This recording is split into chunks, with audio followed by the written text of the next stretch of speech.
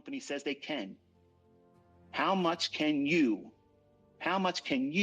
the trader, the professional trader, the CEO of You Incorporated Trading, how much can you take on as risk and not feel any emotion? But I can't get rich, ICT, doing that. Bullshit. That's bullshit. Because apparently you don't know what compound interest is, because you don't need a large rate of return to get rich. You need something that repeats over and over and over again. There has to be consistency, that cookie cutter approach that needs to be applied to your trading. That's your model. That's the thing. That's the edge. And then compound interest is a very small rate of return. Very, very small rate of return. Can compound over time. I ain't got time, ICT. Really? You got the rest of your life to fucking slave for that job. You ain't bitching about that, are you? I got to get out of this job. I got to do something else. No, you're content there. You like the flavor of the bullshit they feed you. You love it. Because if you didn't love it, you'd be making changes about doing it. And guess what? You're here doing that very thing. You're looking for a way out. See, you stay in that cell that's unlocked willfully. I just kicked the door open again, reminding you, all you have to do is step out here. There's a big world out here waiting for you. Huge, boundless opportunities. But you have blinders on, and you're holding them. You won't put them down. You're trying to talk yourself out of it because you're scared. You've been conditioned. You're all institutionalized. And it's scary to step out here and try to do something on your own. Yeah, you might lose money. But guess what? You're losing money every day that you go to work. You're paying taxes. And when you spend your money, that's not a write-off. You can't do anything with that. As a business owner, you can do all kinds of things that the average person can't. As a business owner, I get paid to drive the vehicles that I own. I get paid to go on vacations and spend money living the high life. All those things are write-offs. Gas in my cars, even though they're 8 cylinders, I don't care. That's a write-off. That lowers my taxable income. When I was in school, I wasn't taught that. They don't want you to know these types of things. They want you to have order filled ignorance. And this industry is so competitive. They're going to tell you this is too complicated. It's fucking not complicated. I literally just did a tweet earlier today while listening to all of you.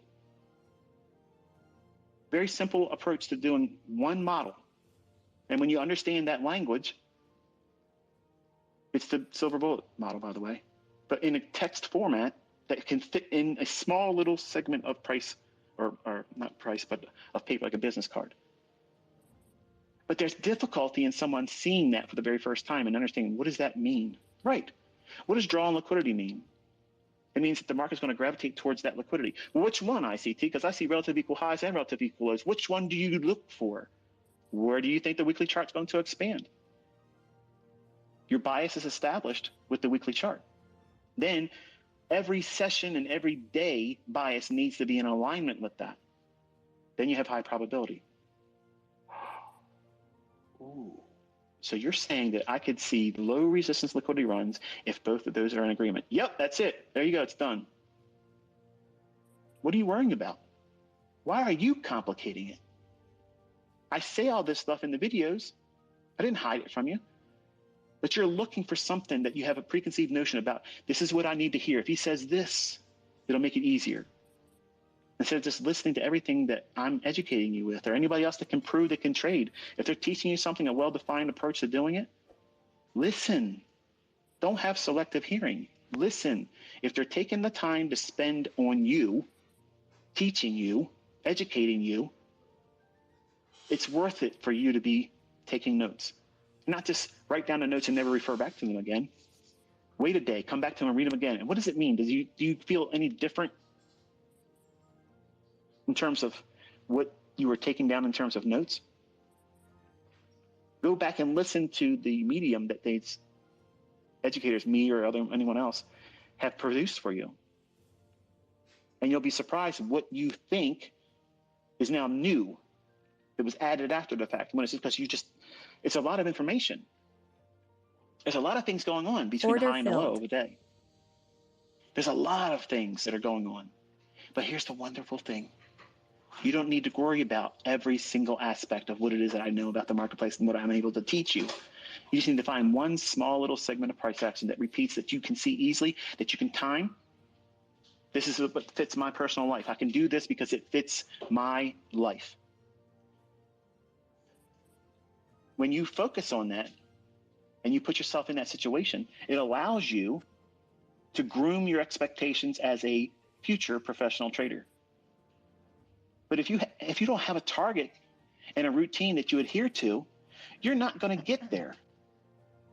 It's going to be next to impossible for you to find consistency. It's not going to give you the confidence to stick with it because you have no baseline. You have no way to evaluate your progress. But as you do more back testing, as you do more things that repeat over and over again, seeing how these things repeat, you find that this was a lot less complicated than you thought it was going to be. You find that, wow, this is something that I made more scary than it really is. And I almost talked myself out of it. And I think about that myself. I'm going to say this and I'm going to close it. There's so many times where I felt that I was wanting to quit when I was 20. And every single time I put it down